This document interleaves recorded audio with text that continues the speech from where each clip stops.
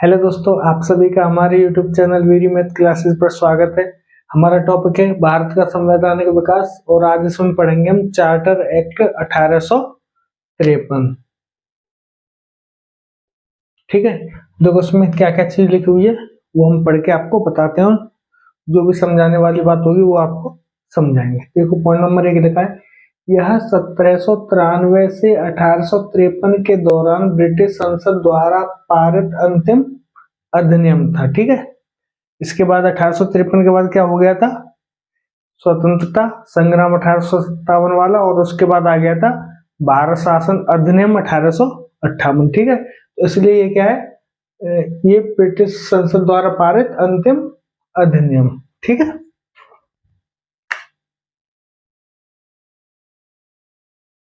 दूसरा पॉइंट, इसने governor general की परिषद के विधायी तथा प्रशासनिक कार्यों को अलग कर दिया। जो विधायी का संबंधी कार्य थे और जो प्रशासनिक संबंधी कार्य थे उन दोनों को इसने अलग अलग कर दिया था। ठीक है, विधायी कार्यों के लिए विधायी परिषद का गठन किया गया जिसमें 6 नए सदस्य जोड़े गए।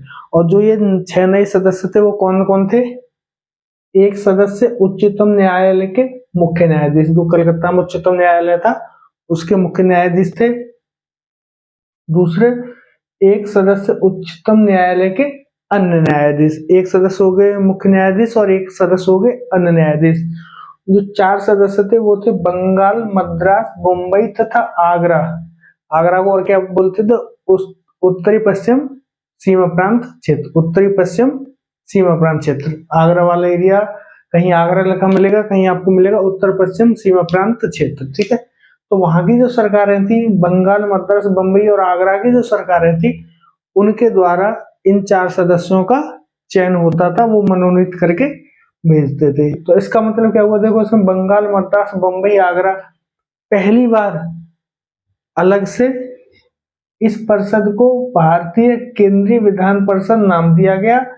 सर्वप्रथम क्षेत्रीय प्रतिनिधित्व का सिद्धांत लागू हुआ। ये जो बोला ना, बंगाल, मद्रास, बम्बई, आगरा की सरकारों द्वारा चयनित होते थे, इसका मतलब क्या है, सर्वप्रथम क्षेत्रीय, अलग अलग क्षेत्रों की आ गई ना, सर्वप्रथम क्षेत्रीय प्रतिनिधित्व का सिद्धांत लागू हुआ और इस परिषद को भारतीय या केंद्रीय विधान परिषद नाम दिया गया। ठीक है, अगला पॉइंट है, विधान परिषद का मुख्य कार्य देश के लिए कानून बनाना था, परंतु गवर्नर जनरल की अनुमति आवश्यक थी। जो विधान परिषद जो कानून बनाती थी उसके लिए गवर्नर जनरल की अनुमति आवश्यक थी।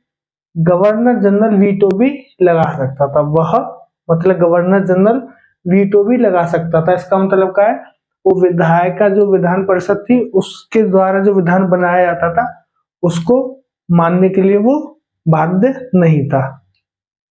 अगला पॉइंट है, बंगाल के प्रशासनिक कार्यों के लिए एक पृथक लेफ्टिनेंट गवर्नर नियुक्त किया गया। ठीक है, अलग से एक लेफ्टिनेंट गवर्नर नियुक्त किया गया, किसके लिए, बंगाल के प्रशासनिक कार्यों के लिए।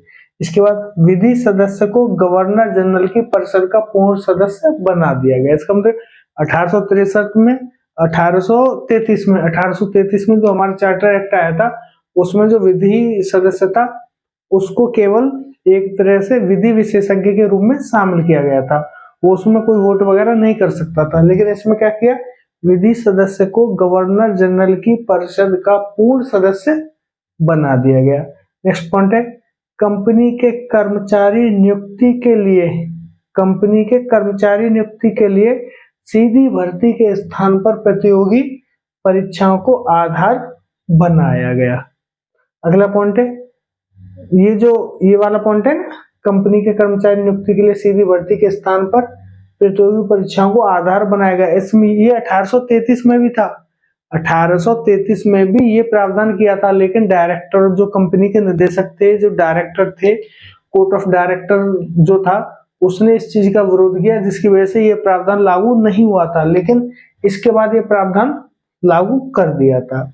अगला, कंपनी को भारतीय प्रदेशों को जब तक संसद न चाहे तब तक के लिए अपने अधीन रखने की अनुमति दे दी गई। इसका मतलब क्या है, इससे पहले जो चार्टर एक्ट आए थे, एक आया था हमारा 1793 में, एक आया था 1813 में, एक आया था 1833 में। तो प्रत्येक में कंपनी का अधिकार 20 साल के लिए बढ़ा दिया जाता था। कंपनी का जो अधिकार था भारतीय क्षेत्रों पर वो 20 साल के लिए बढ़ा दिया जाता था। लेकिन इसमें कंपनी को 20 साल के लिए अधिकार क्षेत्र बढ़ाया नहीं गया। उसमें बोल दिया जब तक संसद चाह रहा है तब तक आप भारतीय क्षेत्रों को अपने अधिकार में रखो, संसद जब चाहेगा आपसे वापस वो क्षेत्र ले लेगा तथा आपको भारतीय क्षेत्रों का प्रशासन करना संसद के अनुसार ही करना पड़ेगा। ठीक है, कंपनी फिर अपने आधार पर अपने तरीके से प्रशासन नहीं कर पाएगी। जैसे ब्रिटेन की सरकार चाहेगी उस तरीके से फिर उसका प्रशासन होगा। तो इसका ये मतलब है कंपनी को भारतीय प्रदेशों को जब तक संसद न चाहे, जब तक संसद न चाह रही है लेना, तब तक के लिए अपने अधीन रखने की अनुमति दे दी गई।